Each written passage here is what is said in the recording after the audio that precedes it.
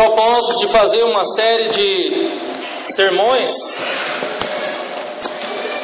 em relação às cartas que João escreveu a pedido de Cristo quando ele estava na ilha de Patmos. Então, que os irmãos possam abrir as suas Bíblias em Apocalipse 3, versos 1 ao 6.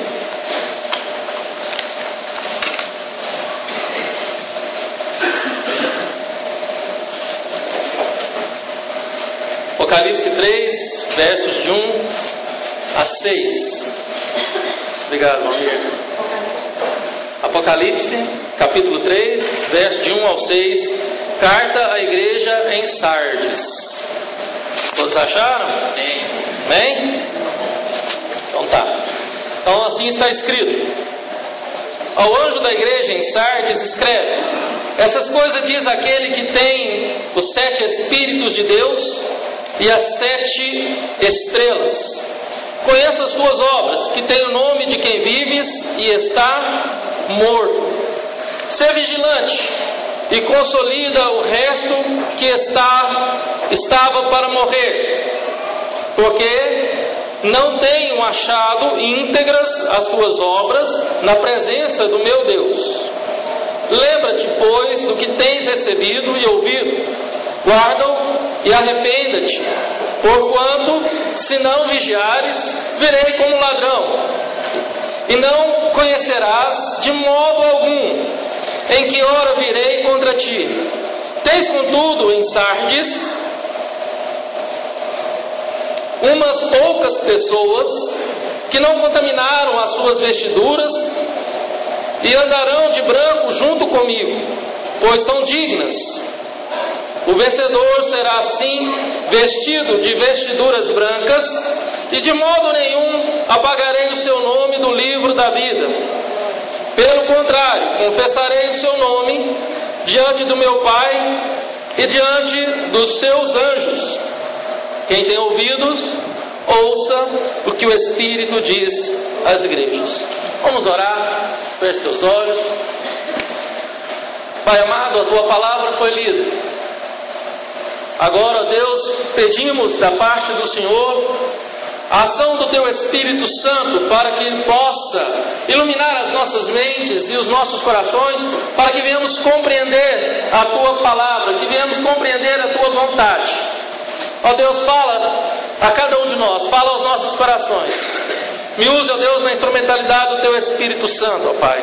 Tenha misericórdia da Sua igreja, tenha misericórdia de mim, ó Deus. Isso é que eu te peço em nome do Senhor Jesus Cristo. Amém. Amém. Irmãos, essa semana, estudando sobre esse sermão, sobre a igreja de Sardes, eu praticamente dei de cara com esse texto escrito pela irmã Arlete Aides Ferreira, da SAF, da Igreja Presbiteriana de Vila Gerti. Então ela escreveu esse texto. Eu achei bem pertinente colocar no boletim, pois serviria muito bem como introdução do meu sermão. Porque a igreja de Sardes era uma igreja que Jesus olhou para ela e falou: olha, você tem aparência de que vive, mas está morto. Você tem aparência de que vive, mas está morto. Meus irmãos, eu confesso que quando eu estava fazendo esse sermão, tinha hora que eu ria, tinha hora que eu chorava, porque eu lembrei de tanta piada de morto. Eu lembrei de uma vez, de uma piada que eu fiquei sabendo, que na hora do sepultamento, na hora do velório, numa roça, não tinha caixão, não tinha nada, era bem antigo, apenas amarrava o braço, um telinho inchou demais e a atadura soltou e ele se sentou. E ali tinha uma mãe com um filho que na hora não viu que estava pegando na mão do filho, pegou, foi na orelha do cachorro e saiu puxando, correndo. E o cachorro mordeu a mão dela toda. São várias histórias que a gente sabe, como aquela história do Luiz que foi baleado na hora que estava fechando um restaurante. E quando ele chegou no hospital, muita gente fala: isso aí já era. E na hora que o médico foi fazer a cirurgia, perguntou: você tem alergia a quê? Ele falou: não, eu tenho alergia a balas. Me opera como se estivesse vivo e não como se estivesse morto. E quando a gente fala de morte, quando a gente fala de questões que se envolve o tema morte, muitas pessoas elas têm medo. Porque muitas vezes a pessoa não se sente preparada. Mas na igreja de Sardes era uma questão totalmente diferente de se sentir ou não. Era o próprio Cristo que agora olhava para a igreja de Sardes e fala: olha, embora você tenha aparência de que vive, você está morto. E se a gente recapitular, né, qual foi o que Jesus via na igreja de Éfeso, o que Jesus via na igreja de Esmirna, o que Jesus viu na igreja de Pérgamo, o que Jesus viu na igreja de Tiatira, cada igreja Jesus viu uma coisa. Na igreja de Éfeso, Jesus viu o quê? Que era uma igreja que tinha grande apreço pela teologia, grande apreço pela doutrina, mas abandonou o amor. E Jesus: olha, peço-te que volte ao primeiro amor. Porque teologia por teologia não gera vida. Doutrina por doutrina não gera vida. Então nós temos que ter teologia, nós temos que ter doutrina, mas temos que também ter amor. Que essa teologia, que a palavra de Deus em nossas vidas gere o quê? Gere amor. Mas também Jesus vira para a igreja de Esmirna e viu uma igreja sofredora, uma igreja perseguida, uma igreja que, embora vivesse numa cidade rica, era uma igreja pobre. E aí Jesus vira para ela e fala: seis que é atribulado e é perseguido, mas mesmo assim permanecestes fiéis, e fiéis até a morte. E Jesus, uma das únicas igrejas que Jesus não trouxe nenhuma exortação, foi uma delas, essa igreja, que embora estava sendo reprimida pela sociedade, embora os seus membros estivessem perseguidos, era uma igreja que era fiel. Aí Jesus olha para a igreja de Pérgamo e vê que é uma igreja que o quê? Que abandonou a verdade. É uma igreja que deixou totalmente a verdade e agora está totalmente entregue à mentira, totalmente entregue ao paganismo. Aí Jesus olha para a igreja de Tiatira e vê que foi uma igreja que deixou a santidade, porque deu ouvidos às fábulas e às histórias de Jezabel. O que tem? Isso é normal. Não tem nada a ver isso. E a igreja foi abandonando a verdade cada vez mais, enxafundando na mentira. Agora Jesus olha para Sardes e fala: Sardes, embora você tenha uma boa aparência, embora você está, de aparência de vivo, mas você está morto. Você está morto.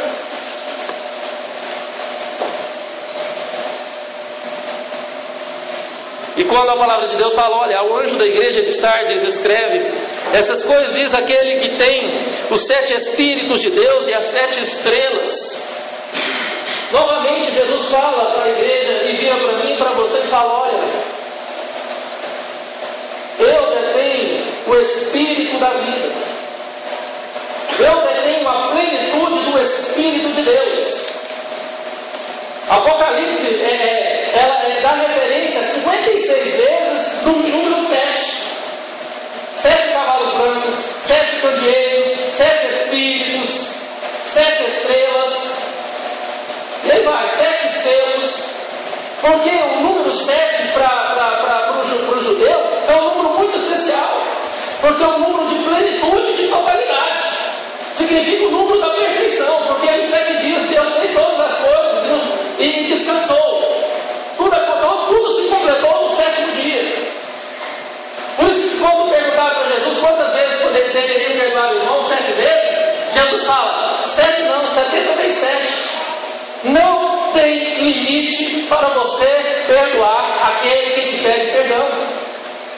E muitas das vezes nós ficamos presos na matemática, 70 vezes 7, tal, e não, o que Jesus estava dizendo, não 7 vezes, mas 70 vezes 7. Você tem que perdoar quantas vezes for necessário. E quando Jesus fala, eu sou o detentor dos 7 Espíritos, Jesus está falando, eu sou o Espírito da vida. Eu sou aquele que pode gerar vida na sua vida. Eu sou aquele que posso dar sentido à sua vida. Eu sou aquele que, embora você tenha aparência de quem vive, mas você está morto, você sabe disso. Eu sou aquele que tem todo o poder para te dar a vida que você precisa e que você quer. Porque era uma igreja que estava vivendo de aparências. Era uma igreja que fazia de tudo para viver de aparência. Para talvez ser aceita na sociedade, para ser aceita naquela cidade. E eu acredito que uma das maiores dificuldades nossas, minha e sua, é lutar para não viver de aparência. É lutar para não nos tornarmos pessoas que colocam máscaras para ser aquilo que não são de fato. Uma das maiores lutas internas nossas é essa. Mas como ser sincero, como ser verdadeiro, sem ter aparência de arrogante, sem ter aparência, né, de uma pessoa sem educação. É buscando exatamente aquilo que Jesus pediu para a igreja de Éfeso. A igreja de Éfeso. O amor. Quando Jesus fala, olha, eu detenho as 7 estrelas. Nas minhas mãos estão todos os líderes das igrejas. Eu controlo todos os líderes. Eu tenho ciência de tudo que está acontecendo na minha igreja, seja no passado, no presente e no futuro. Eu tenho conhecimento de todas as coisas. Eu sou aquele também que detém os 7 Espíritos. A plenitude do Espírito pertence a mim e eu posso te dar vida. Eu posso te fazer uma pessoa que você se sinta vivo. Eu posso te fazer uma igreja que você se sinta vivo. Eu posso fazer com que você pare agora, de agora em diante, viver de aparência. Eu posso te fazer uma pessoa que viva e seja sincera. Porque mesmo eu sendo uma pessoa, eu sendo aquele que detém todo o poder, sou um Espírito, aquele que detém a plenitude do Espírito de Deus, eu sou aquele também que dispensa a minha graça e meu amor por esse Espírito. Porque terrível é viver de aparência. É ser aquilo que nós não somos para disfarçar alguma coisa, para disfarçar alguma debilidade, para disfarçar alguma doença. E Jesus vira e fala, conheço as suas obras, que tens nome de quem vives e está morto. E agora no verso 2 fala, sê vigilante e consolida o resto que estava para morrer, porque não tenho achado íntegras as tuas obras, e na presença do meu Deus. Sê vigilante, e consolida o que estava para morrer. Sardes era a cidade que se gabava por nunca ter perdido um confronto direto. Sardes, ela descansava nas suas muralhas por serem intransponíveis. Só houve 2 invasões em Sardes.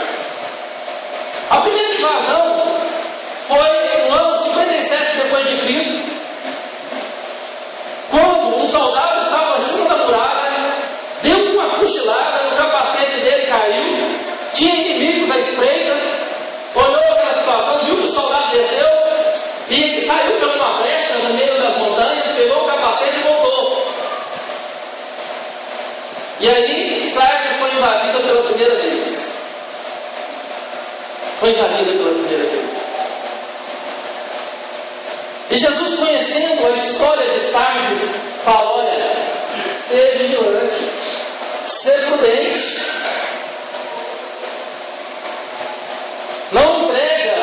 Não se entregue ao seu inimigo por falta de vigilância, porque eu conheço a sua história.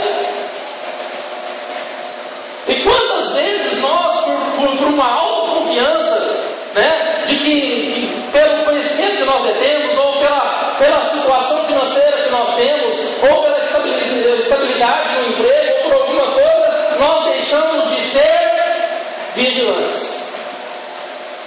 E começamos a o quê? Ter uma autossuficiência. E aí é onde o inimigo entra pela brecha e nos ataca. E quando Jesus vira para a igreja de Sardes e fala: olha, ser vigilante e consolida aquilo que está para morrer. Porque quando a gente não vigia, quando a gente não é vigilante, é porque a gente está descansado na nossa própria o quê? Confiança, na nossa própria suficiência. Nós deixamos a suficiência de Cristo, nós deixamos de nos apegar no poder de Deus, nós deixamos de fortalecer a nossa fé, de confiar em Deus para confiar em nós mesmos. E a nossa tendência de confiar em nós mesmos só vai nos levar para quê? Para a morte espiritual. E esse era o problema da igreja de Sardes, de tanta confiança que eles tinham na sua segurança, porque era uma cidade que até então nunca tinha sido intransponível. Eles cochilavam, eles deixaram de vigiar. E agora Deus fala: olha, eu conheço a sua história. Eu conheço a história. E Deus vira para mim, vira para você e fala: olha, eu conheço a sua história. Eu conheço e eu sei cada um dos seus momentos que você deixou de vigiar. Cada um dos momentos que você vacilou e o inimigo usou brechas para te atacar. Mas ainda existe vida em você. O inimigo não conseguiu te destruir tudo o que ele poderia, o que ele queria destruir. Agora, pega o resto de vida que tem em você e consolida o que você tem. Há esperança. Há esperança. Eu li duas histórias da semana que me deixou intrigado. A história de uma menina que levou um tiro com uma bala perdida na cabeça, uma menina de 16 anos, e depois de algum tempo no hospital constatou morte cerebral. E aí os médicos começaram a pressionar: vamos ter que desligar os aparelhos. E a família tinha que decidir. E a família decidiu desligar os aparelhos e doar os órgãos. Uma semana depois, houve um caso também de morte cerebral de um rapaz, um acidente que ele sofreu de morte. Constatou-se morte cerebral, mas a família segurou para que não desligasse os aparelhos. Está no G1, eu li no G1. E parece que no momento ali onde ele estava fazendo um culto, cantando louvores a Deus, aquele jovem abriu os olhos. Ele voltou a reação. O cérebro voltou a funcionar.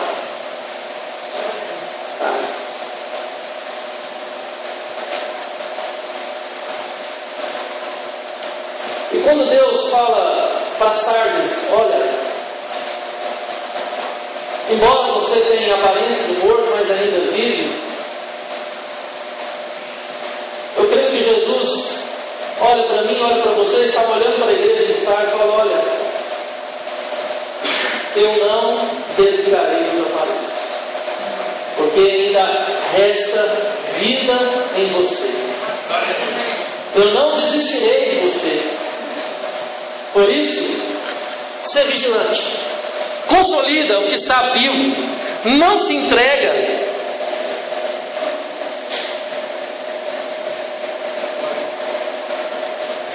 Lembra-te, pois, do que tens recebido e ouvido, guarda-o, arrependa-te, porquanto se não vigiares, virei como ladrão, e não conhecerás de modo algum a hora que virei contra ti.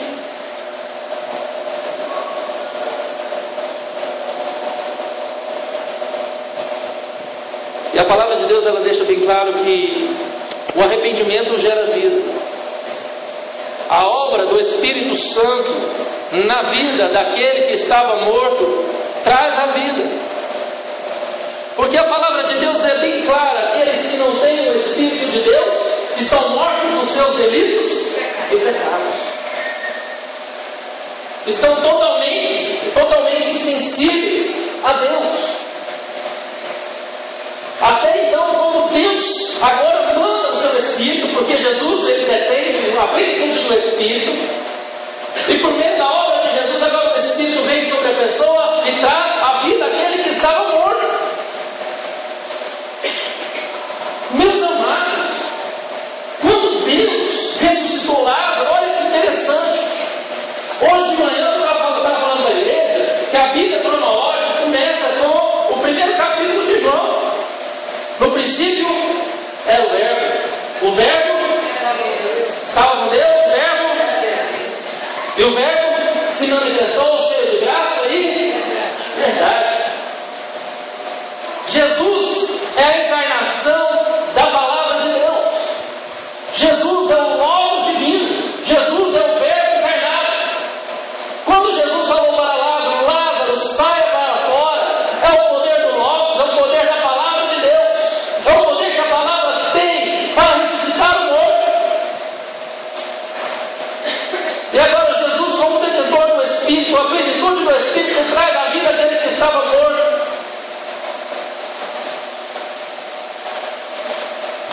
Jesus pode mudar qualquer situação, até mesmo ressuscitar uma igreja que estava morta, ressuscitar uma pessoa que estava morta. E Jesus pode também transformar a minha vida, transformar a sua vida. E aí Jesus continua: tens contudo em Sardes umas poucas pessoas que não contaminaram as suas vestiduras, e andarão de branco junto comigo, pois são os dignos. Jesus deixa aqui bem claro a causa da doença de Sardes. Essas pessoas que não manchavam as suas vestes, essas pessoas que não se contaminaram, são as pessoas que de fato não viveram e não deixaram o mundanismo, o paganismo, não se contaminaram com tudo aquilo que o seu contexto lhe oferecia. São pessoas que se manteve fiéis a Deus, fiéis à palavra de Deus, que não se corromperam com a contaminação e com a impureza.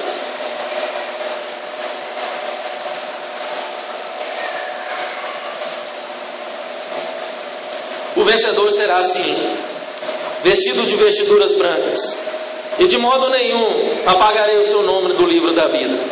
Pelo contrário, confessarei o seu nome diante do seu Pai e diante dos seus anjos.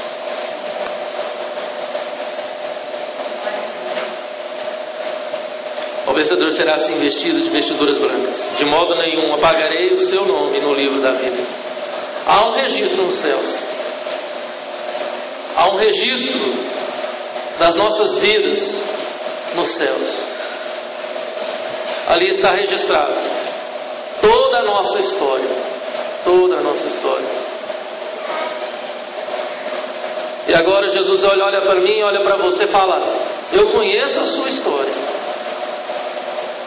Eu sei que muitas vezes você tem que viver de aparência para ser aceito ou para ser aceito. E isso tem te matado e te consumido por dentro.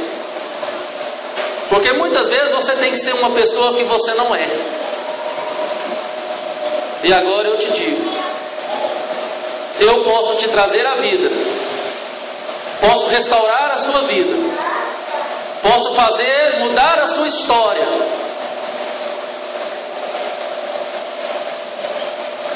E de forma alguma te abandonarei. Porque há um registro nos céus, há um registro com Deus de toda a sua história. Quem tem ouvidos ouça o que o Espírito diz às igrejas. Aquele que ainda tem vida, aquele que ainda tem vida, ele ouve a palavra de Deus. E o desafio para nós hoje, irmãos, o grande desafio da palavra de Deus é exatamente da gente olhar para nós e ter noção da nossa realidade. Qual é a realidade da sua fé? Qual é a realidade da sua vida para com Deus? Qual é a realidade da sua vida em meio à sociedade, no meio que você vive? Porque a nossa tendência é, de fato, fugir da realidade. A nossa tendência é esconder de trás de uma falsa fé, é esconder atrás de um misticismo. E Jesus agora desafia a igreja, desafia a mim e você: tenha consciência da realidade. Porque o que Deus quer que nós venhamos ter é a real certeza da nossa realidade, quanto cristãos, quanto bons profissionais, quanto esposos, maridos, filhos. Porque quando a gente tem realidade de quem somos de fato, aí a gente consegue entender que eu e você precisa daquele que pode mudar a nossa história.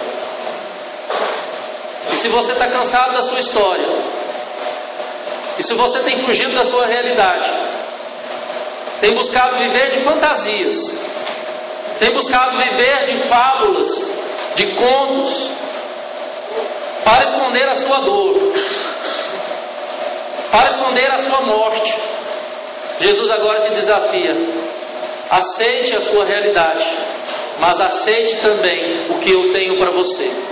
Eu posso mudar a sua história, porque eu detenho a plenitude do Espírito da vida, e eu posso te dar vida, e eu posso mudar a sua história. Feche seus olhos, gostaria de orar por você. Pai amado Deus, te louvo, te exalto, ó Pai, porque Tu estás conosco.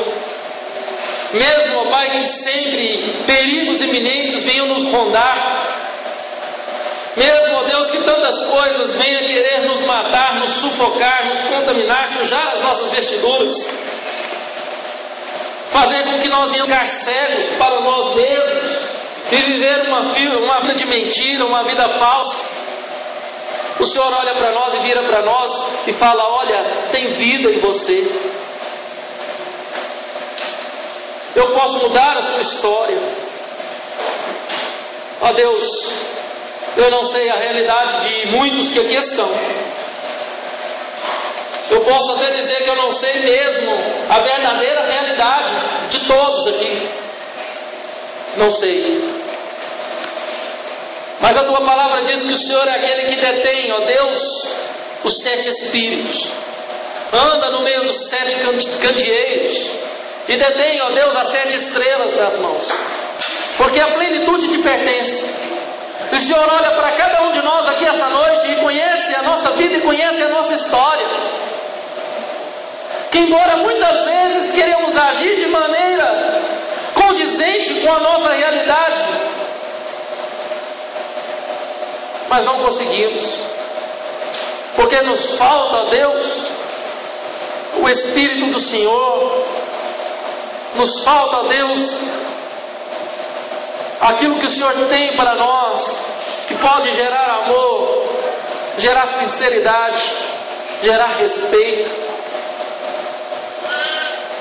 e pode mudar de fato não somente a nossa história, mas a história, Deus, de nossos casamentos, mudar a história daqueles que convivem com a gente, de nossas famílias.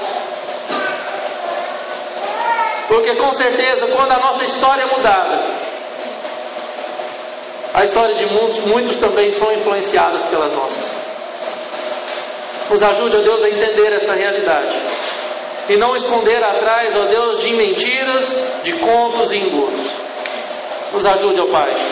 Assim como o Senhor despertou a igreja de Sardes, desperta também, ó Deus, cada um do seu povo aqui esta noite, para buscar a Tua presença, para exaltar ao Senhor, para de fato, ó Pai, se entregar ao Senhor e saber que o Senhor é aquele que pode mudar a vida, a história, por completo e dentro da sua totalidade, ó Pai. Te peço sobre essa pessoa que entrou aqui essa noite, se sentindo, ó Deus, derrotado, se sentindo morto, sem vida. Eu peço que o Senhor agora ministre sobre essa vida, administre sobre essa vida o Teu Espírito de plenitude e traz a vida, Pai. Em nome do Senhor Jesus Cristo, que essa pessoa sinta paz, sinta-se viva novamente e que não queira mais buscar a morte, mas a vida, a plenitude da vida que só o Senhor tem para oferecer. Essa é a nossa oração, ó Deus, que nós te fazemos e louvamos o Senhor e pedimos, ó Pai, que o Senhor possa trazer vida, e a vida com abundância, que é a vida eterna, a vida que não tem fim, a vida que só o Senhor tem para oferecer, ó Pai. E assim, oramos em nome do Teu Filho amado, Jesus Cristo, nosso Senhor e Salvador.